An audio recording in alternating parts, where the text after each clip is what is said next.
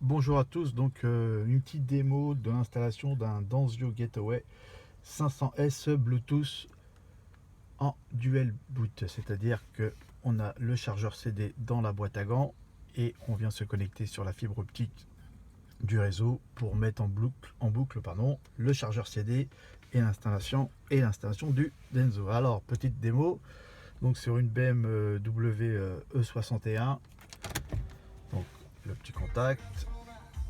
Alors on est sur la radio, on va passer, on sélectionne donc CD,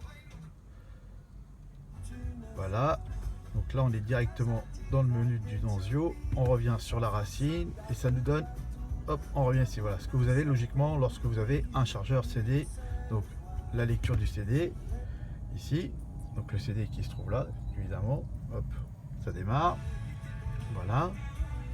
Donc là on est sur la lecture du CD simple et là on a le choix donc sur les 6 disques du chargeur. Donc pour le pilotage du Danzio c'est tout simple, on sélectionne toujours CD1 ici, voilà, comme je viens de faire à l'instant. Donc là on est directement sur l'interface du Danzio. Alors qu'est-ce qui se passe? Donc on a le dossier racine, ce qui joue en ce moment, et la page 1, c'est parce que actuellement ce qui joue c'est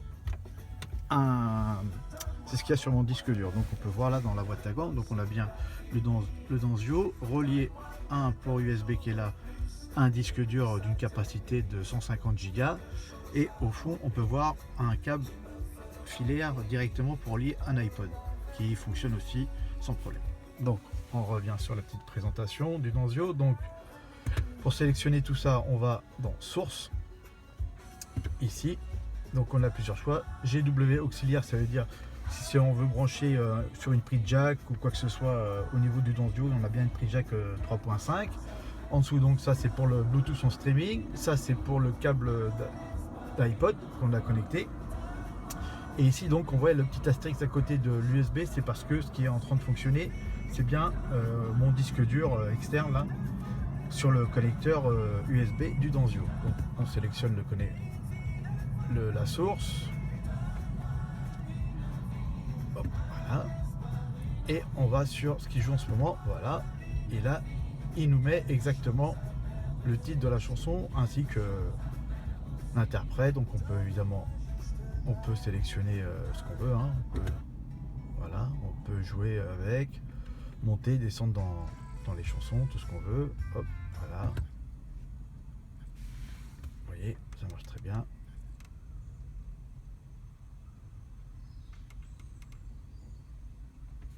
Voilà, ça marche. Un peu long au démarrage la chanson, mais ça fonctionne. Donc le son c'est exactement comme si vous aviez un CD, il n'y a pas de souci.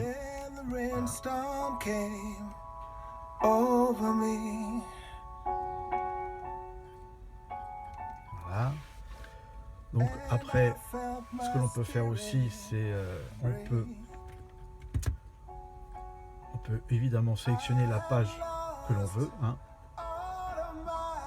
Les pages, c'est le nombre de morceaux qui seront identifiés par rapport à la playlist que vous avez mis, hein, tout simplement. Si on revient sur le dossier racine, on se rend compte qu'on peut sélectionner via le port USB les fichiers qu'on a mis, les artistes. L'avantage d'artiste, c'est que vous avez aussi une sélection par ordre alphabétique. Voilà, vous pouvez faire une recherche par ordre alphabétique. Hein, vous sélectionnez l'article que vous voulez. Hop, on va prendre B. Voilà, vous voulez quoi? Hop, on va mettre. Qu'est-ce qu'on va se mettre? Hein. Vous pouvez sélectionner ce que vous voulez. Hop. Voilà, bon, donc voilà. Hop, on va se mettre du Barry White. Voilà. Un petit peu de Barry White. On peut sélectionner toute la playlist ici. Après les albums où il apparaît Barry White, vous voyez tout ça. Et on va sélectionner l'album, la dernière compile, The Ultimate. On va sélectionner Change. Voilà, hop. Et c'est rapide, ça fonctionne. Évidemment, tout ceci on peut piloter avec les touches recul ou avance, hein, pareil, ou avec les commandes de volant, ça fonctionne très bien. Vous voyez, hop, hop, hop, on revient à 0, on avance d'une chanson. Voilà. Bon, donc ça c'était pour la petite démo au niveau du disque disque externe. Après donc source, on va sélectionner maintenant mon téléphone qui est en Bluetooth, qui est connecté. Je sélectionne